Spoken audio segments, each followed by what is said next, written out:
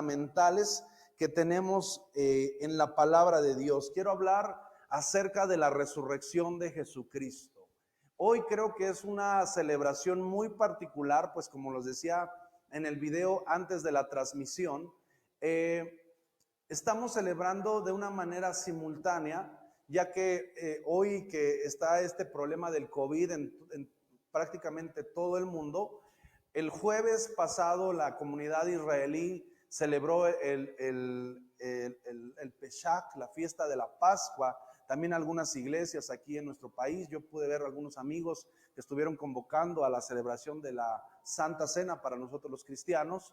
Y les decía que fue una celebración muy particular porque por medio del COVID todos tenemos que estar encerrados y la comunidad judía no fue la excepción. Y estuvieron celebrando y rememorando ellos el sacrificio, más bien la institución del Pesach por Moisés, y en la comunidad cristiana la institución de la Santa Cena dada por Jesús, que tienen una gran coincidencia, y que el Pesach nos lleva a los elementos de la Cena del Señor, porque ya esta semana estamos celebrando la Semana Mayor, lo que se conoce en México como la Semana Santa, que tuvo que ver con la muerte, con la crucifixión, muerte y resurrección. Y hoy, este día, estamos celebrando el domingo de resurrección. Por eso es que tuvimos una alabanza muy sensitiva, una alabanza especial que el grupo Alabanza preparó con mucho amor, con la finalidad de exaltar a Dios en su palabra y a exaltar la obra de Jesucristo en la cruz. Pero, ¿por qué es importante conocer acerca de esta enseñanza o esta doctrina de la resurrección? Bueno, pues porque la Biblia nos establece que la resurrección de Jesucristo es la más importante evidencia de nuestra fe, ya que en ella se determina el destino eterno de la iglesia. Esta tal vez es una de las dos más importantes. Después del nacimiento de Jesucristo, la muerte y la resurrección de Jesucristo es determinante para la fe cristiana. La resurrección nos enseña, nos habla acerca de la eternidad y el destino que la iglesia tiene con su Señor. La resurrección de Jesús es la mayor confirmación de todo lo que Cristo hizo y enseñó. Si Cristo no hubiera resucitado, entonces, fíjese qué tan importante es, porque si Cristo no resucitó, entonces Cristo no cumplió, mintió y decepcionó la fe de sus seguidores. Si la resurrección de Jesús no se llevó a cabo, entonces el Pentecostés, del cual nos habla la Biblia, fue solamente un objeto psicológico de la imaginación. Si la resurrección no se efectuó, entonces nuestra experiencia cristiana no es más que una ilusión. Si la resurrección de Cristo no se realizó, entonces la Biblia miente y la Biblia es falsa. Es solamente pura leyenda. Si Jesucristo no resucitó, entonces el pecado sigue reinando y no ha tenido solución. Y si la resurrección no se dio, entonces este mundo está sin esperanza. La eternidad queda siendo un misterio oscuro y tenebroso.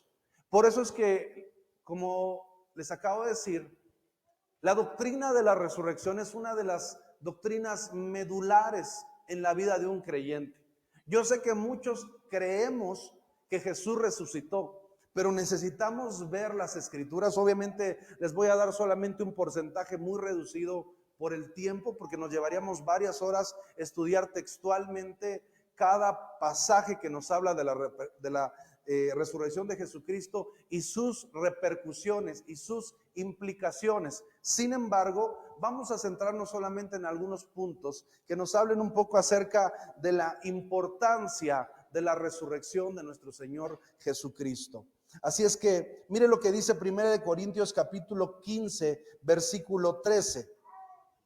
La primera carta a los Corintios, en el capítulo 15 versículo 13, dice lo siguiente: porque si no hay resurrección de muertos, tampoco Cristo resucitó. En el tiempo de Jesús había un grupo religioso de israelitas llamados los seduceos, que negaban y no creían en la resurrección de los muertos. Y entonces se empezó a filtrar una doctrina, una corriente de pensamiento que hacía que la gente empezara a dudar en la resurrección de los muertos. Y por eso es que el apóstol Pablo escribe esta carta a la iglesia de Corintio y empieza a enseñarles referente a este punto. Dice el versículo 13: porque si no hay resurrección de muertos, tampoco Cristo resucitó. Y si Cristo no resucitó, entonces nuestra fe es vana y también nuestra predicación.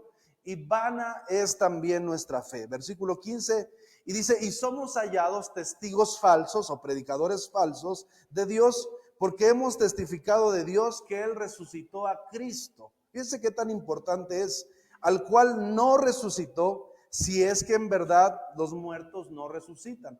Él está poniendo en contradicho esta corriente filosófica, incluso religiosa, de los saduceos, que se negaban a creer en la resurrección de los muertos. Versículo 16, para mí esto es lo más importante e impactante de este capítulo. Dice: porque si los muertos no resucitan, tampoco Cristo resucitó. Lo vuelve a recalcar. Y si Cristo no resucitó, vana es nuestra fe. La palabra vana significa es una ilusión. Significa que no tiene sentido, que no tiene caso. Porque dice: aún estamos muertos aún estamos en vuestros pecados, entonces también los que durmieron o los que murieron en Cristo perecieron. Dice: si en esta vida solamente esperamos en Cristo, somos los más dignos de lástima de todos los hombres. Mira qué palabras tan fuertes usa el apóstol Pablo para hablar y capturar la atención de la gente a la cual le dirige esta carta, que son los corintios, al decirles que si la gente no resucita y que si Cristo no resucitó, entonces hemos creído en falso y nuestra fe no tiene sentido. Incluso dice, en otras versiones dice: somos unos pobres tontos porque estamos siguiendo una ilusión. Y qué palabras tan fuertes, venidas de un apóstol, venidas de un hombre de Dios. Él está capturando la atención de los corintios porque les quiere enseñar las verdades y les quiere afirmar el hecho de que Jesús resucitó. Recuerda que cuando el apóstol Pablo está escribiendo esta carta, no han pasado ni 80 años en los cuales Jesús resucitó. La evidencia de Jesús resucitado no era una cuestión difícil de entender en Israel, porque había testigos vivos todavía, había gente, estaban los apóstoles que lo habían visto muerto y lo habían crucificado. Quiero recomendarle esta semana que vea la película El caso de Cristo, que es el testimonio de Lee Strobel, y habla acerca de un investigador que su esposa se convierte al cristianismo, los dos son ateos, y ella tiene un encuentro con Jesús, recibe a Cristo en su corazón, pero él se resiste por su mentalidad científica y agnóstica, y le cuesta trabajo creer no solamente en la resurrección de Cristo, sino en Cristo. Y cuando ve que su esposa se empieza a meter más al cristianismo y empieza a testificarle de Cristo, él se enoja porque eran muy unidos y siente que se están separando, porque la religión o la creencia en Jesucristo piensa que la está perdiendo, y no. La creencia en Cristo la está mejorando, ella lo está amando ahora más y con un amor superior, pero él no lo entiende. Entonces, enfurecido, él es un columnista en un periódico, empieza a hacer un estudio y dice: el cristianismo es falso, yo tengo que demostrárselo a mi esposa. Y empieza a hacer una investigación científica y empieza a usar todas sus capacidades periodísticas. Le acaban de dar un premio muy importante, no era cualquier periodista, y dice: voy a atacar la creencia medular para desacreditar el cristianismo. Y él habla acerca de desacreditar la resurrección de Jesucristo. Dice, porque eso es un mito, es una leyenda. Y entonces la película trata acerca de esto. Esa película es un testimonio real. Hay libros escritos de Lee Strobel, El caso de Cristo, Evidencia que exige un veredicto, y otros más, libros imperdibles para los pastores y la comunidad cristiana seria que quiere aprender acerca de Cristo.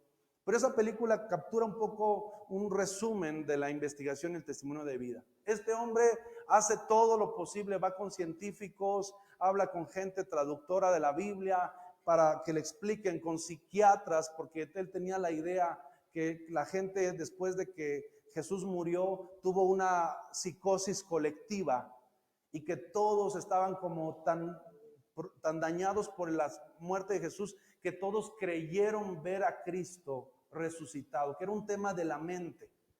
Y sabes, y entonces la sorpresa de este hombre, te la estoy platicando un poco, pero te quiero interesar, está mejor viéndola que lo que te puedo narrar.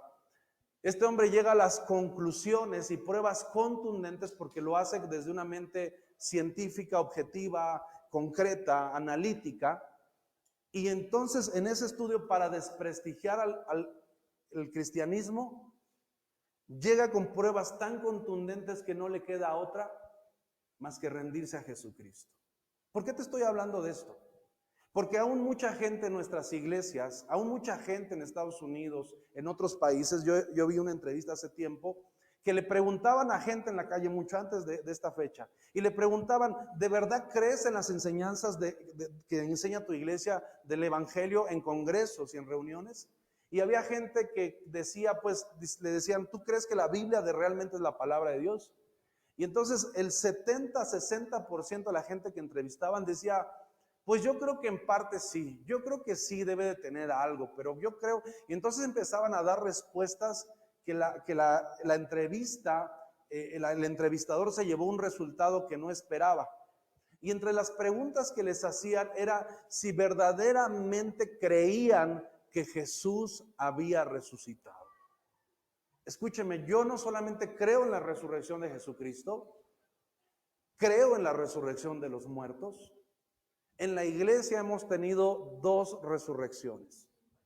En un culto, en un culto y al final de un culto. Una persona en medio del culto se murió. Su corazón dejó de latir, por varios minutos perdió el pulso, estaba muerto, completamente muerto, en medio de un culto de adoración.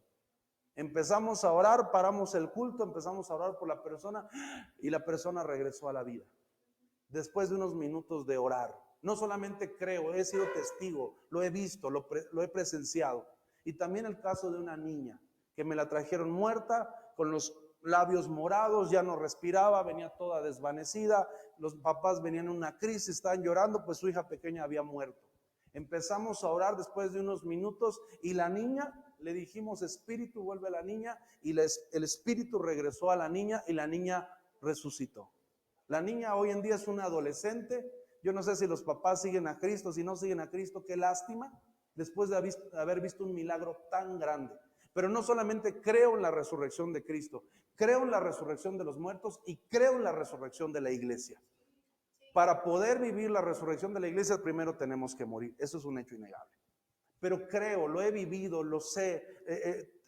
No toda la gente que muere resucita, es un hecho. He orado por mucha gente y no ha resucitado. Eso es algo que Dios determina. No toda la gente que murió Jesús la resucitó. Pero esta es una verdad que nosotros hoy vamos a tener que decidir si realmente creer y abrazar, pues de ella depende muchas cosas, incluida nuestra salvación. Y quiero, más que predicarte, quiero enseñarte esta noche acerca de esta verdad y de esta piedra angular inmovible en la fe del cristiano, en la fe del creyente. Por eso es que te puedo decir con toda seguridad que la resurrección de Jesucristo es la más importante evidencia de nuestra fe. Porque aquí nos dice Corintios, si Cristo no resucitó, dicho de otra manera, nuestra fe es un chiste. Nuestra fe no tiene sentido, no tiene lugar. Hemos creído, dice el apóstol Pablo, en vano. Entonces vamos a ver qué nos dice la Escritura acerca de la resurrección. Ponme mucha atención, ya que estás ahí en tu casa, no dejes que nada te distraiga.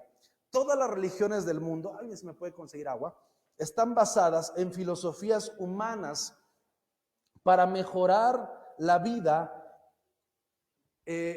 Gracias. Para mejorar la vida de las personas que son adeptos a cierto movimiento religioso. Pueden ser religiones comunes o pueden ser religiones de otras características mundiales, pero todas las religiones, todas están basadas en filosofías humanas, en conceptos humanos, completamente humanísticos, que buscan la mejora en la calidad de la vida de la persona y del individuo. Y obviamente también tratan acerca de temas espirituales y temas de trascendencia como algunos requisitos para llegar al cielo. La mayoría de las religiones te dicen ¿Qué tienes que hacer para llegar al cielo? ¿Cómo ganarte al cielo? Bueno, hacer buenas obras, ayudar a los pobres, llevar una vida piadosa, ser una persona buena, ser una persona honesta. La Biblia habla de lo contrario. La Biblia nos dice que no hay suficientes obras buenas que nos hagan ganarnos el cielo.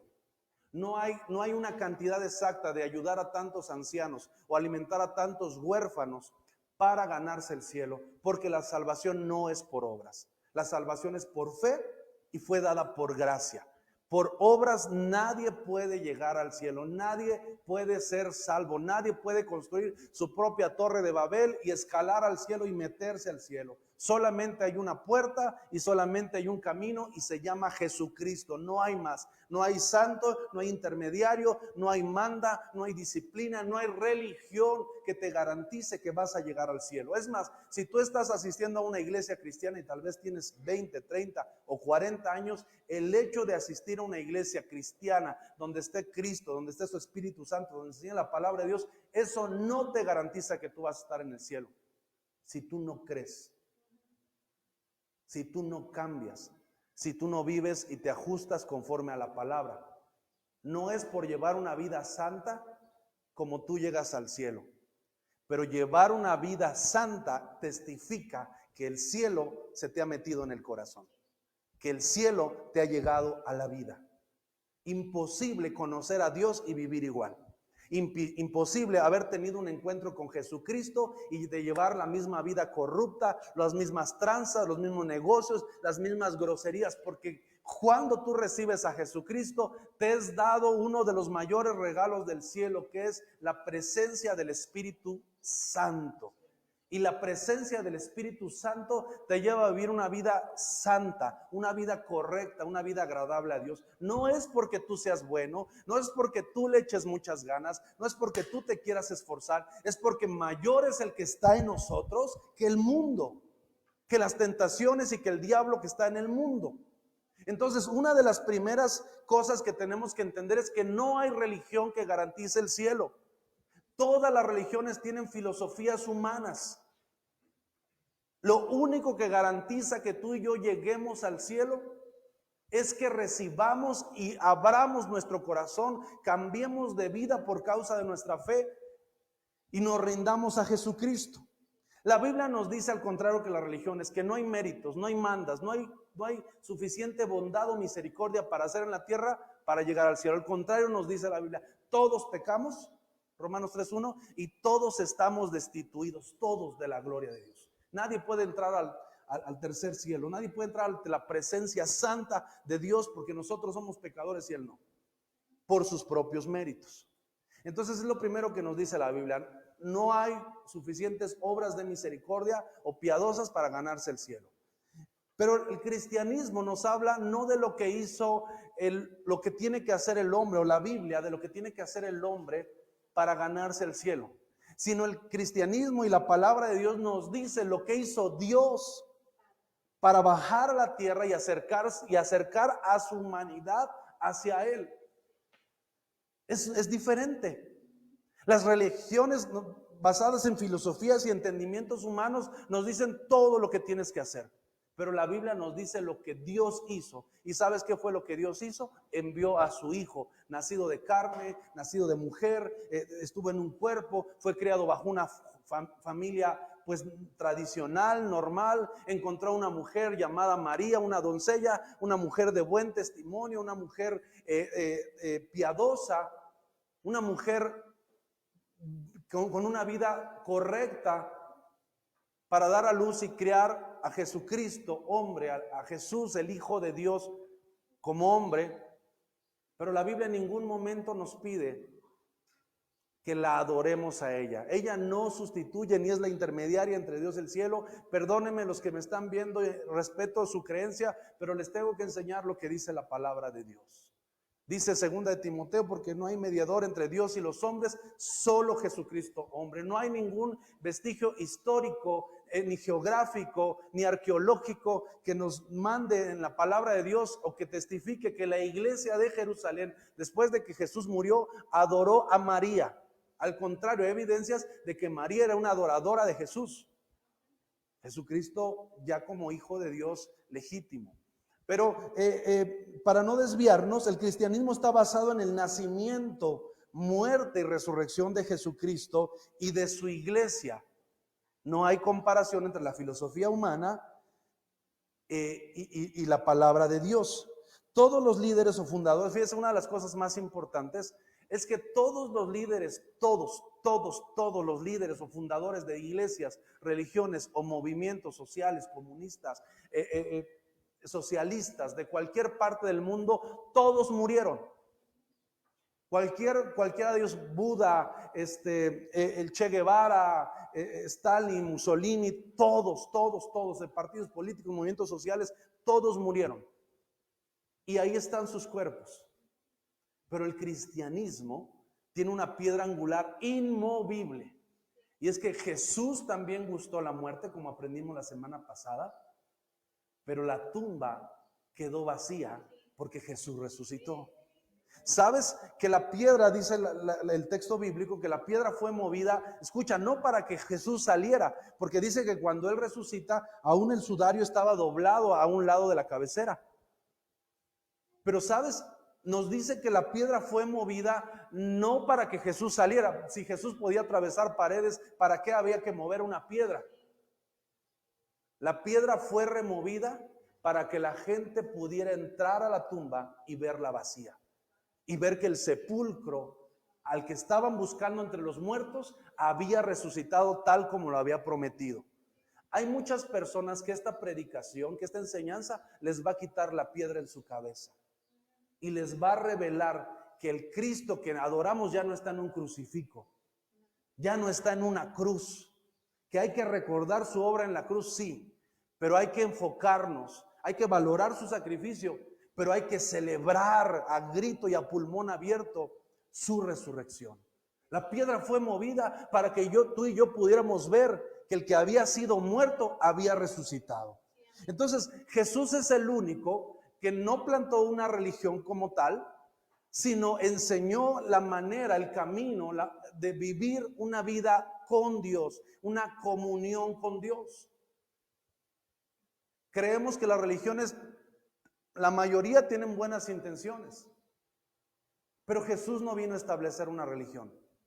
Jesús vino a establecer un modo de vida, una nueva vida, darnos vida, acercarnos al cielo, a la tierra, a que le conociéramos. Y Él fue el único que murió, pero resucitó. Las tumbas de todos los iniciadores de cualquier movimiento, secta, religión o movimiento social, están ahí sus cuerpos.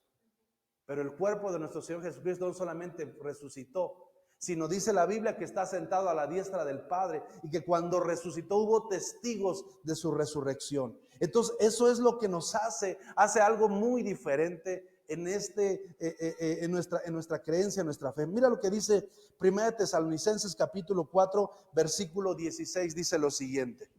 Fíjate, este texto está impresionante porque dice lo siguiente: porque el Señor mismo, con voz de mando, con voz de arcángel y con trompeta de Dios, descenderá del cielo, y los muertos en Cristo resucitarán primero. Fíjate, los muertos en Cristo, dice el apóstol Pablo, resucitarán primero. Luego nosotros, diga usted conmigo, nosotros, los que vivimos, los que hayamos quedado, ¿qué dice ahí? Seremos arrebatados juntamente con ellos, ¿dónde?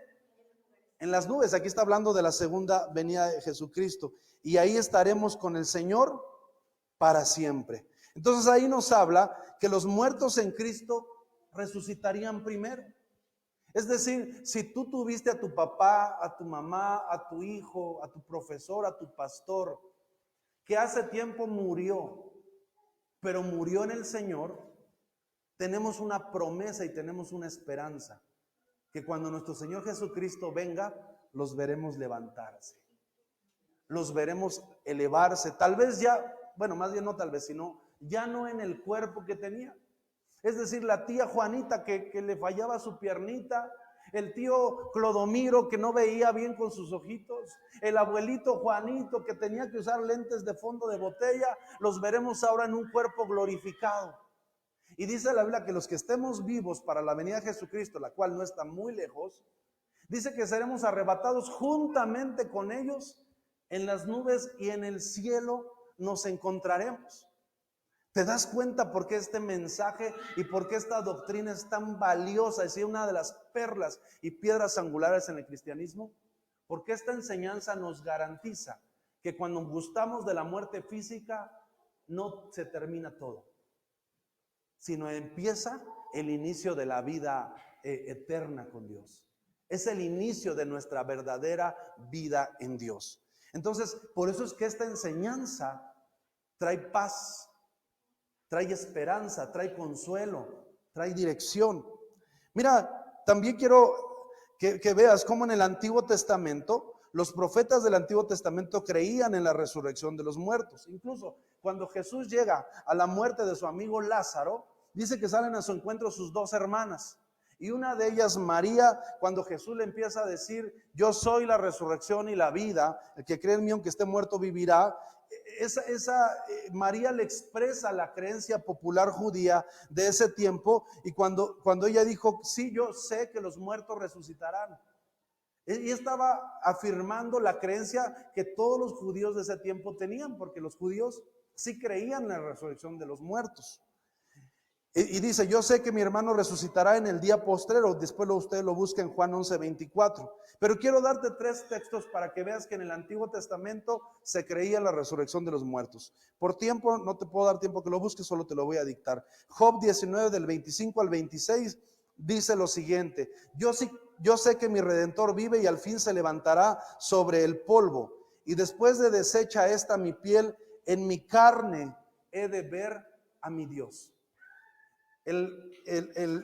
Job decía lo siguiente: yo sé que mi Redentor vive y al fin de los tiempos, dice, se levantará sobre el polvo. Otro texto es Daniel, o el profeta Daniel, y dice: muchos de los que duermen en el polvo de la tierra serán despertados, unos para vida eterna y otros para vergüenza y confusión perpetua. Daniel 12:2 hablaba de que algunos serían despertados. Si tú nos estás siguiendo en la transmisión, en la página de Face están apareciendo los textos conforme va el mensaje. Si no te da tiempo a apuntarlo, no te preocupes, después revisas la transmisión y ahí Blanquita nos está haciendo favor de subir los textos. El profeta Oseas también decía lo mismo: de la mano del Seol los redimiré y los libraré de la muerte. Y mira, dice este texto: oh muerte, yo seré tu muerte y seré tu destrucción, Seol. Entonces aquí nos habla de que íbamos a ser librados de la muerte. Cuando Jesús resucitó, hubo más de 500 testigos de su resurrección. Y la Biblia nos registra más de 16 apariciones de Jesús resucitado registradas en la Biblia. Es decir, hay evidencias, hay hechos. Yo no sé si tú conoces un poco la escritura, pero el libro de los Hechos, que viene después de los Evangelios, este es un libro histórico. Es como un registro de un registro civil. No es un libro, no fue escrito como un libro eclesiástico o espiritual. Es escrito un hombre llamado Teófilo, y le empiezan a narrar y empieza diciendo que todas las cosas que escribieron son ciertísimas. Le empieza a hacer el amado Lucas, le empieza a escribir una reseña de los hechos de la vida y resurrección de Jesucristo a este hombre llamado Teófilo. Hechos 1:3 dice lo siguiente: a quienes también después de haber padecido, se presentó con muchas pruebas indubitables. ¿Qué son indubitables? Sin lugar a duda. Irrefutables, dice Hechos 1:3, apareciéndosele durante 40 días. O sea, no fue una aparición, no pudo haber sido un shock psiquiátrico o causado por el dolor. Cuando Jesús se apareció, no solamente apareció, sino platicó con ellos, comió con ellos. Aún dice que el que más le costaba trabajo creer era Tomás. Y decía Tomás, porque dice que se les apareció a los 11, pero ese ya no estaba Tomás. Y Tomás, y de ahí sale el dicho, no, pues yo como Santo Tomás, hasta no ver, no creer. Y es basado en el capítulo de Juan, donde Tomás está hablando con los discípulos y le están hablando y testificando que Jesús resucitó. Y llega Juan en una postura un poco escéptica o muy escéptica y le dice: pues si yo no logro meter mis dedos en su costado y en los hoyos de su mano, no creeré. Y cuando él acaba de decir esas palabras, se le aparece Jesús a un lado. Estamos hablando de un hombre escéptico. Estamos hablando de alguien que quería pruebas científicas, evidencias, testimonios, no historias, no relatos, no charlas. Él no era, Tomás no se creía cualquier cuento. Tomás necesitaba evidencias. Por eso es que necesitamos que usted se discipule, porque en la Biblia están las evidencias de la palabra de Dios, los registros para que su fe crezca. Hay mucha gente que está en las iglesias que son unos Tomás. En parte creen y en parte dudan. A veces es más duda que creencia. ¿Por qué? Porque no tienen fundamentos.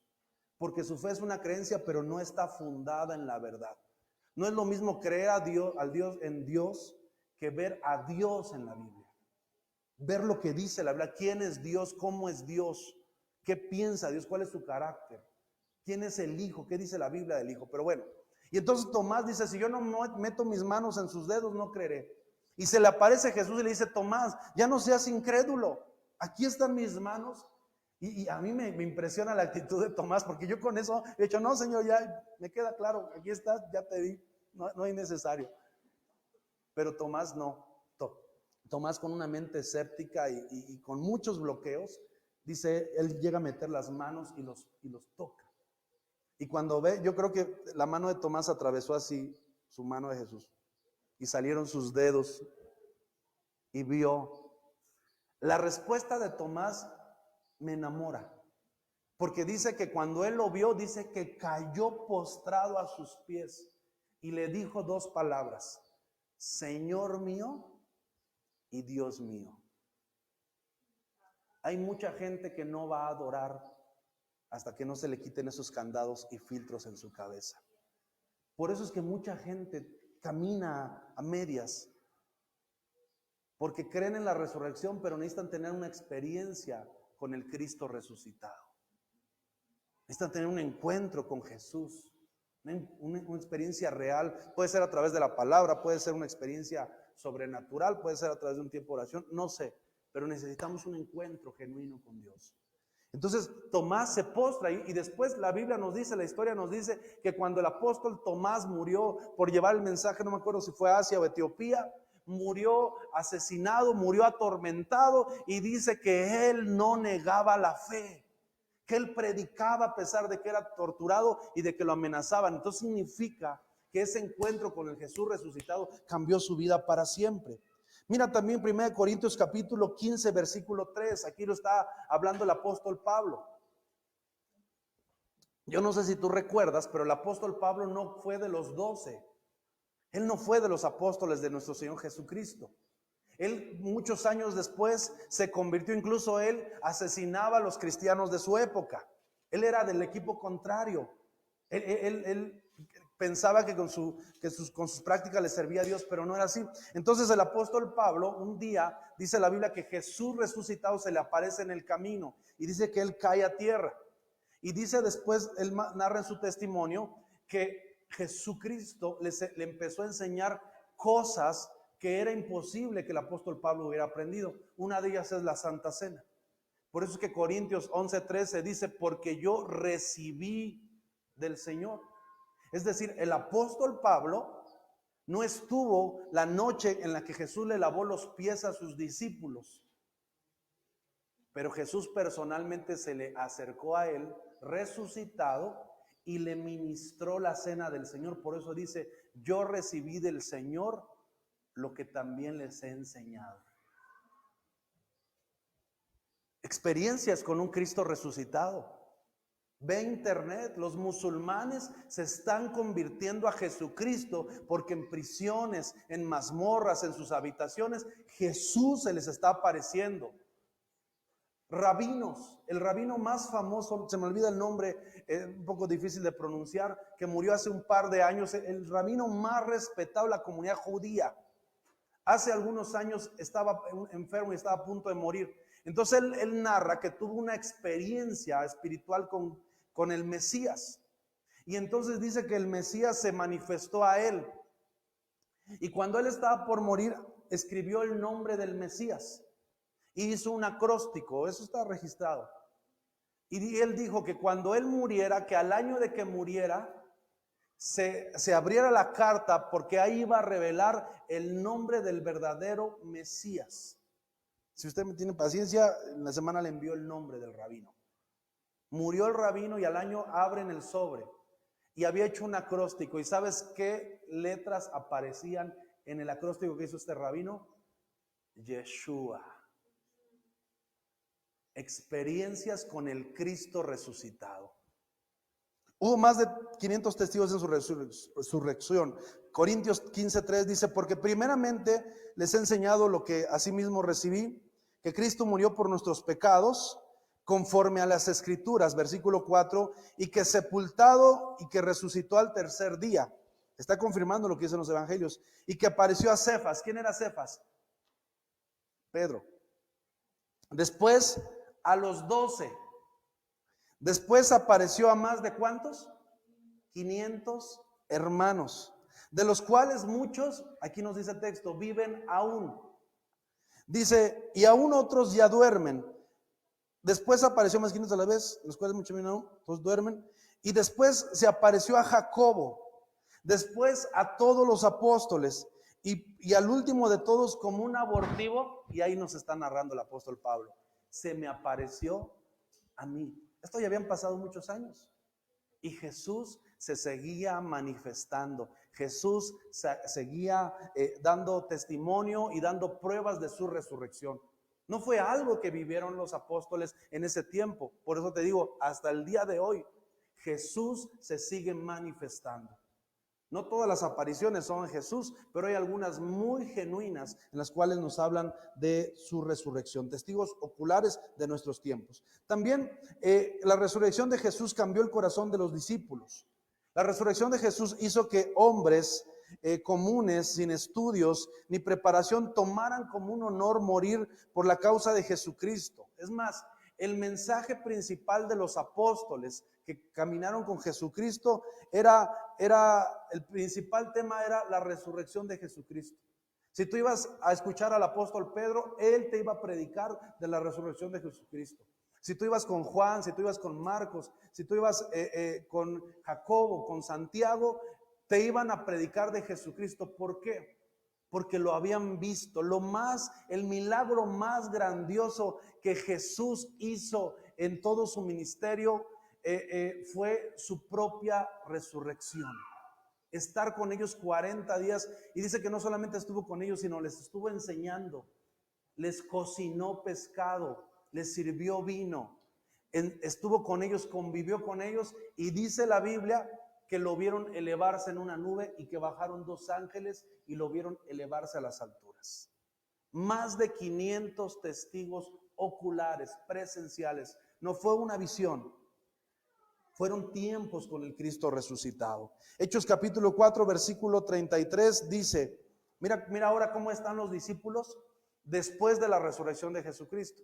No sé si te acordarás que antes de que Jesús muriera, antes de que Jesús fuera a la cruz, todos los discípulos corrieron despavoridos, pues había una persecución.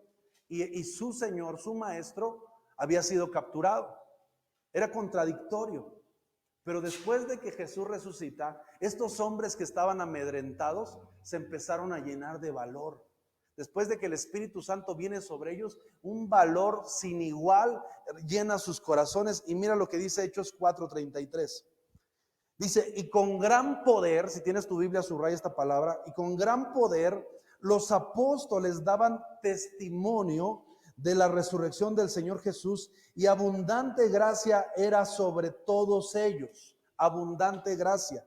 Entonces, ¿qué nos dice? Que después de la resurrección de Jesucristo, los apóstoles o los discípulos miedosos, ahora eran hombres llenos de valor, eran llenos de poder, y dice que había señales que seguían su predicación.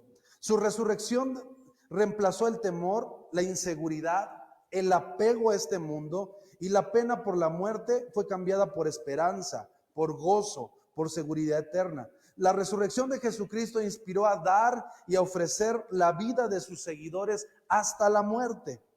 También podemos ver que la resurrección de Jesucristo era la esperanza con la que se animaban unos a otros y se mantenían firmes.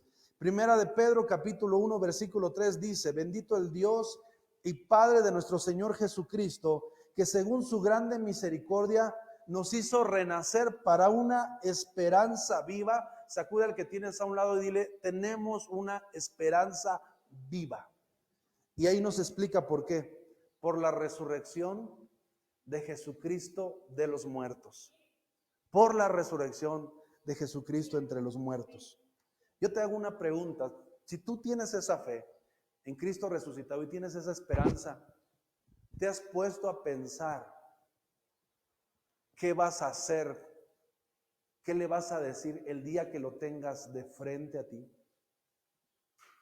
El día que estés con Él cara a cara. O todavía más importante, ¿qué te va a preguntar? ¿Cuáles son las palabras que Él va a decir? Para algunos vamos a escuchar: bien, buen siervo fiel. En lo poco fuiste fiel, en lo mucho te pondré. Pero mire paradójicamente a todo esto que estamos hablando, cuando Jesús resucita y se les aparece a todos, da indicaciones. Él quería asegurarse que todo el mundo supiera que Él estaba vivo. Pero dice que cuando llega con los discípulos, acuérdense la escena donde Tomás mete las manos al costado y a las palmas. Dice que antes de decirle todo eso, les reprochó su incredulidad. O sea, Jesús resucitó, habló con ellos, pero una de las primeras palabras que habló con ellos fue: ¿por qué dudaste de mi resurrección? ¿Por qué dudaste de mí? ¿Por qué no creíste en mí? ¿Por qué no creíste en mi palabra? Y usted me va a decir: no, pastor, pero si yo sí creo en Jesús. Escucha, si tú crees en Jesús, crees en su palabra. Y si crees en su palabra, ¿por qué no la vives? ¿Por qué no la obedeces? Porque su palabra un día te va a juzgar. Su palabra un día te va a premiar. Su palabra un día, la Biblia dice que vamos a ser pesados. Estoy por hablar de la balanza de Dios, de las pesas que Dios pone. Pero un día vamos a ser pesados por nuestras obras, por nuestras acciones, no para entrar al cielo, sino para ver el grado de honor. O probablemente, si no has abrazado la fe y el regalo del cielo, para el grado de castigo. Si crees en Jesucristo, crees en su palabra. Y si crees en su palabra, la obedeces, la sigues, le sirves. Porque ponte a pensar, ¿me pueden ayudar? Un día vamos a estar con Él frente a frente. Un día vamos a estar con Él cara a cara. ¿Qué le vas a decir? Gracias. ¿Qué les vas a decir? ¿Qué les vas a hablar a Él? La fe en Jesucristo es tan importante. La fe en un Cristo resucitado es tan importante que es una de las piezas indispensables para nuestra salvación personal. Romanos 10:9 dice que si confesaras con tu boca que Jesús es el Señor y creyeres en tu corazón que Dios lo levantó de los muertos, serás salvo. Dice: si confesaras con tu boca que Él es el Señor, no tenemos problemas. Pero después dice: y creyeres en tu corazón. Es decir, no puede ser un concepto intelectual. No puedes, la resurrección de Jesucristo no puede ser un concepto superficial. No puede ser solamente una idea, un tal vez. Pues yo pienso que sí. Tiene que ser una convicción personal. Porque dice: y creyeres en tu corazón que Dios lo levantó de los muertos, el resultado es que entonces eres salvo. Pero si todavía en tu corazón se te ha metido la levadura de los saduceos, la doctrina del mundo, que dicen: pues todo es relativo, pues algunas cosas son verdad, pero según el enfoque. ¿Verdad para quién? La verdad es relativa, no hay verdades totales. Escúchame, estás en aprietos, amigo. Porque uno de los requisitos para tu salvación es que lo confieses como Señor diariamente, todo el tiempo. Y segundo, que creas en tu corazón realmente que Él fue resucitado de los muertos. Porque si tú crees que Él fue resucitado de los muertos, Él lo dijo: a donde yo esté, ustedes estarán. A donde yo voy, les voy a preparar lugar. Este mundo es pasajero. ¿Sabes? El mundo está afligido por los efectos del coronavirus. Creo que los pastores estamos afligidos por el destino de la iglesia. Porque el punto no es si vamos a morir o no vamos a morir. Todos vamos a morir. Nadie puede dar el cielo hasta que no muera, salvo que venga Jesucristo, nos lleve en las nubes y seamos transformados. Pero el pase para entrar al cielo es la muerte. La muerte es ese señor como en las salas de cine antiguas, que te abre el telón para que tú pases. Solo es una transición, solo es un paso. Pero creo que el mayor problema no es el coronavirus. El mayor peligro que estamos enfrentando en este día es tu seguridad eterna. El si estás en la fe, el si estás en Jesucristo. No te quiero hacer sentir mal, no te quiero intimidar, pero sí pretendo alertarte a que abraces la fe, a que creas en Jesucristo y le creas a Jesucristo, a que empieces una relación verdadera, genuina, a que abandones el pecado. La Biblia nos establece algunos recursos, si me pueden ayudar, algunos parámetros, y uno de ellos es la cena del Señor. Vamos a ponernos de pie por respeto al Señor. Y la palabra de Dios nos dice, por boca del apóstol Pablo, como le explicaba hace unos momentos, que él recibió esta enseñanza personalmente a través de nuestro Jesús. Y eso nos enseña que tenemos que la cena del Señor tiene que ser ministrada por alguien. Alguien te la tiene que ministrar, o tú se la tienes que ministrar a alguien. Es fabuloso los años que hemos podido celebrarla en la casa de Dios, pero hoy solamente un grupo reducido podemos estar aquí en la casa, y es una bendición, y valoramos y aprovechamos este tiempo los que podemos estar. Pero si tú estás en tu hogar, toma los elementos de la cena que preparaste, toma un pedazo de pan, un vaso de jugo, y te voy a leer lo que dice la palabra del Señor, porque a través de este marco de la resurrección tiene un significado particular. Yo creo que esta cena del Señor es una cena muy particular, por el tiempo que estamos viviendo, por la cercanía de su regreso y por el día que estamos celebrando, que es Domingo de Resurrección. Nunca la habíamos celebrado en un Domingo de Resurrección. Pero nuestro Señor Jesús, antes de ir a la cruz, se reunió con los discípulos.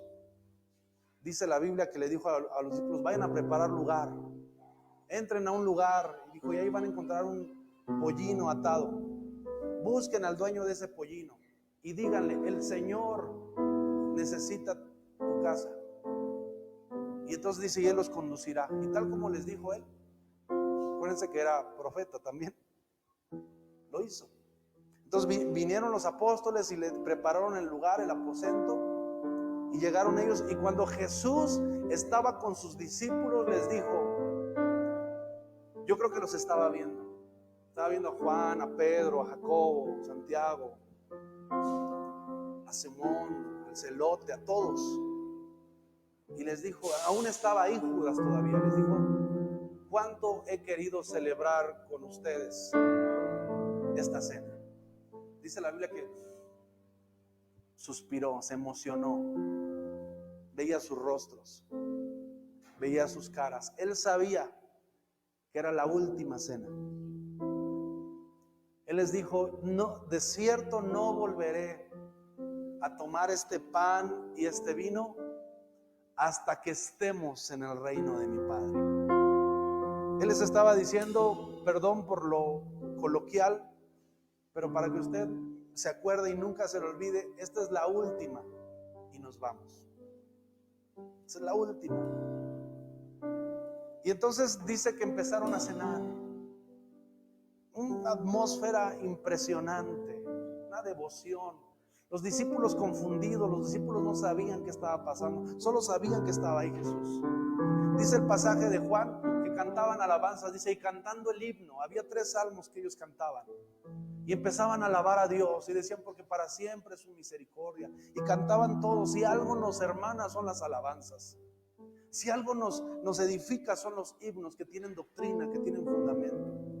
Por eso es que no importa en qué parte del mundo nos estés viendo, no importa en qué condición económica, si eres niño, si eres grande, si eres adulto, estás invitado a su mesa. Estás invitado a participar del pan de vida y del vino, de la sangre preciosa. Esta es una celebración especial porque no es cualquiera, no es como otras. Ante los acontecimientos que nos exponen a la muerte, nos hacen más apreciar la vida eterna. Y el apóstol Pablo empieza a recordar lo que Jesús después también a él le ministró y le enseñó.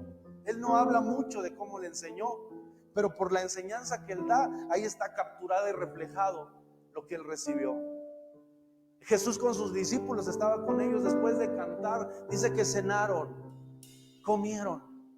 Eran hermanos, eran amigos, habían caminado más de 3 años juntos, habían visto cantidad de milagros. Yo creo que había bromas, yo creo que había testimonios. Jesús, ¿te acuerdas esa mujer que salieron 7 demonios? ¿Cuál? La del perfume. Ella está aquí, no tarda en venir. Jesús, ¿te acuerdas cuando fuimos a la región de Gadara y que estos hombres salieron y te querían matar? Y yo quedé asombrado al ver cómo postrados en tierra fueron liberados. Y alguien decía, no, cállate, el día que estábamos en el desierto y había mucha gente, yo no sé de dónde salió tanta gente, yo no sé de dónde nos siguió tanta gente, de cuántas aldeas y quién les avisó. Decían algunos, eran como 5,000, no, más. No estás contando ni a las mujeres ni a los niños, como 10,000, 15,000 personas, tantos, sí. ¿Cómo lo sabes? Tal vez alguien dijo, porque acuérdense, Jesús nos dijo, ordénenlos en grupos de 100 y de 50. Y yo me puse a contarlos. Pero ¿sabes qué era lo más impresionante? No que la gente nos hubiera seguido, sino que ya postrados en tierra, vino un niño. ¿Quién era ese niño? Alguien dijo, era hijo de fulanito. Y ese niño traía su lunch, traía su ¿qué? Traía su almuerzo. Y el niño lo anduvo cargando toda la jornada en el desierto. Y tuvo hambre. Pero el niño lo sacó y lo compartió. Y comimos ese día todos. ¡Ay, qué comida! Oye, ¿te acuerdas? No, yo me acuerdo de esos pescados, esos sándwiches de atún que nos comimos todos. Oh, fue hermoso. Y alguien decía, pero acuérdense, no solamente comimos, nos llevamos a casa. ¿Cuántos te llevaste tú? Yo me llevé una cesta y tú también, yo una cesta. Todos se llevaron una cesta, así todos. Pero ¿cómo fue? Si solo eran unos panes y unos peces. Alguien dijo, es que Jesús estaba con nosotros. Es que Jesús siempre ha estado con nosotros. Y ahora que hacemos cuentas, nunca nos ha faltado de comer. Nunca nos ha faltado vestido. Hemos sorteado miles de peligros, pero Dios nos ha guardado. Yo creo que todos estaban contando historias, recreando. Me lo imagino yo, no lo dice la Biblia. Pero yo creo que Jesús, al ver la fe de ellos, yo creo que Jesús, al ver lo emocionado que estaban todos ellos, contando historias y testimonios. Y te acuerdas, Jesús, cuando íbamos caminando a Bethesda y la gente se te aventaba y nosotros teníamos que estar aquí cachándolos. ¡Ey! Y yo me acuerdo que luego la gente te apretaba. Y un día vio una mujer y te tocó y sanó de una hemorragia. Y hubo gente y hubo leprosos. Y empezaban a platicar los milagros y las evidencias de Jesús. Yo creo que Jesús, mientras los veía, pienso que Jesús se hacía hacia atrás y empezaba a sacar en su mente fotografías mentales. Empezaba a guardar en su mente esos registros, esos recuerdos. Como yo recuerdo que fue en una ocasión, mi esposa y mi familia fuimos a unas vacaciones. Y yo me acuerdo que cuando mis hijos estaban en la alberca, después estábamos en la habitación comiendo y preparando de cenar, yo me alejé y tomé unas capturas en mi mente. Y me recuerdo que han sido las mejores vacaciones que hemos tenido en toda nuestra vida. Apenas estamos viendo un video. Recuerdo también unas vacaciones que tomamos con Memo y Nidi. Recuerdo cosas que hicimos, cosas que comimos, nos aventuramos. Y esas vacaciones se quedan aquí en mi mente y en mi corazón. Pienso yo que Jesús se alejó. Y al ver a los discípulos estar bromeando y abrazados y amándose, ya estaba Jesús con ellos, viéndolos, los disfrutó, los amó y dijo: están listos, están listos, por fin son uno, por fin se aman con un amor entrañable. Jesús se acerca, parte el pan, toma el vino y les dice: tomar y comer, que este es mi cuerpo. Un pan grande, obviamente, y se los empieza a dar. Ya habían ellos cenado, una noche especial. Mi cuerpo va a ser partido por ustedes. Ellos no entendían. ¿Quién podía entenderlo? Nadie entendía la dimensión de lo que estaba pasando. Era la última cena, la última vez con Jesús, físicamente, en esa condición. Y toma de ellos la cena y la festejan. El apóstol Pablo hace referencia a eso y dice que el Señor Jesús, la noche que fue entregado, y ahí nos dice, tomó pan, es decir, comió pan, y habiendo dado gracias, por favor, dale gracias a Dios por todos los años que nos ha alimentado, protegido, guardado, por la salud de nuestros hijos, de nuestros padres, de nuestros ancianitos, de nuestras hermosas esposas, de nuestros esposos, de nuestros compañeros, por tu trabajo. Dale gracias. Todo lo que te venga a la mente, dale gracias, súbele. Dale gracias, dale gracias, dale gracias, gracias, gracias. Oh Jesús, gracias. Gracias porque es junto a tus pies, es en tu presencia. Gracias Jesús, vamos, adórale, adórale.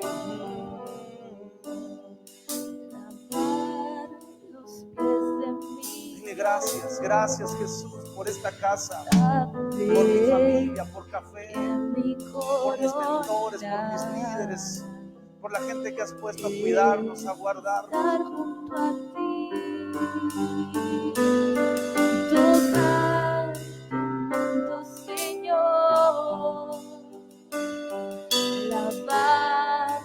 De mi Dios, saber que mi corona, por tu palabra en el Evangelio, por conocerte, por disfrutarte, por tenerte.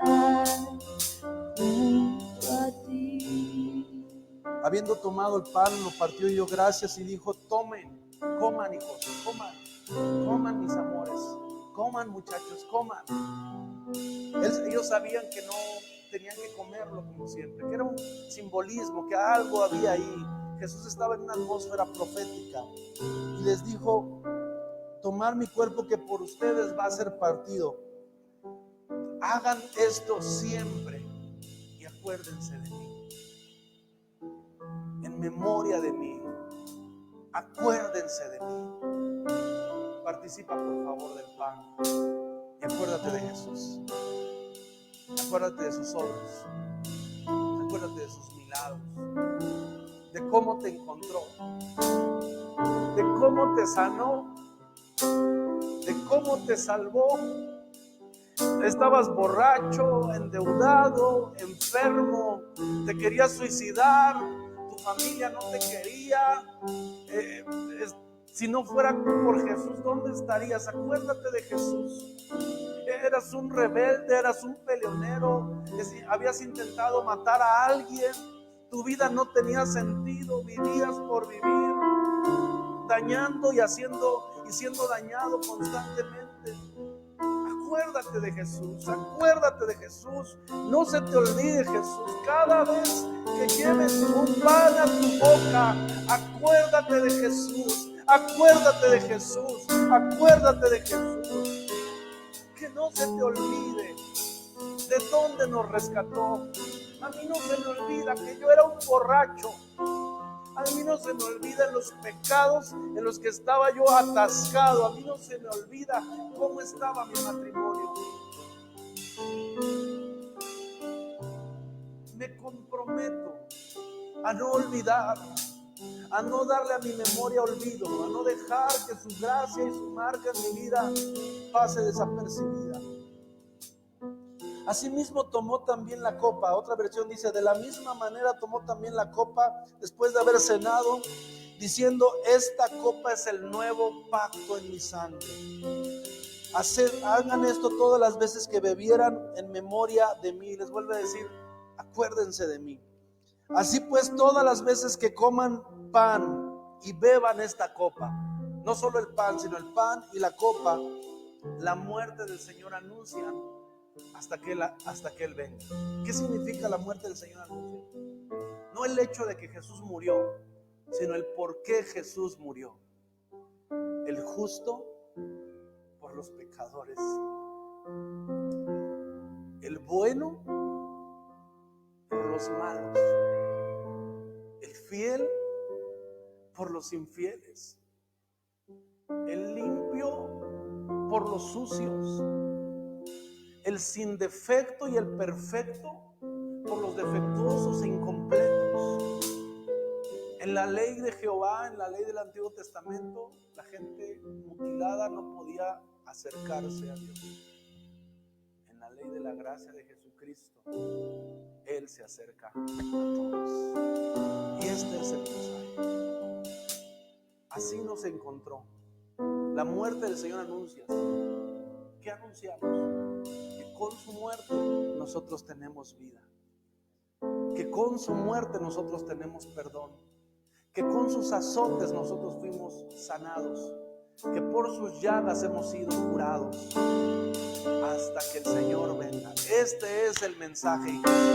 Esta es la palabra que debe estar en nuestra boca. Este no es un secreto que debe estar guardado. Tenemos que proclamarlo, tenemos que anunciarlo, tenemos que llevarlo. No debe de haber alguien que no sepa las causas por las cuales Jesús murió. No se equivoquen, a Jesús no lo mataron. Ellos fueron el medio, Él se ofreció, Él murió por amor. Nadie lo pudo capturar, Él mismo se entregó, Él mismo se ofreció, fue llevado como oveja al matadero, enmudeció delante de sus trasquiladores y por sus llagas nosotros hemos sido sanados. Te bendecimos, Jesús, te adoramos, Señor. Gracias por tu nuevo pacto. Ahora participe de la copa. Gracias, Jesús. Porque cada gota de tu sangre, cada gota de tu preciosa sangre es el precio de nuestra libertad. No fuimos salvados para vivir de una manera vana en esta vida. Tu sangre fue un precio muy alto para llevarnos de regreso a la eternidad, a la casa de tu Padre. Por eso es que dice el apóstol Pablo: por tanto, si este cuerpo, si esta casa se deshiciera, se desvaneciera, tenemos una morada eterna, una morada celestial allá en los cielos, por lo cual nos alentamos, no solamente por el poder de su muerte, sino por la gloria y la victoria de su resurrección.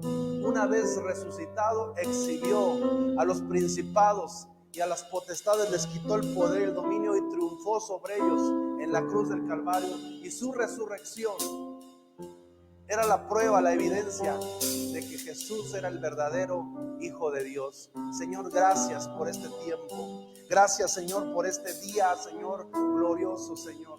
Te queremos adorar, te queremos bendecir, Señor. Vamos a adorar al Señor. Vamos a bendecir su santo nombre.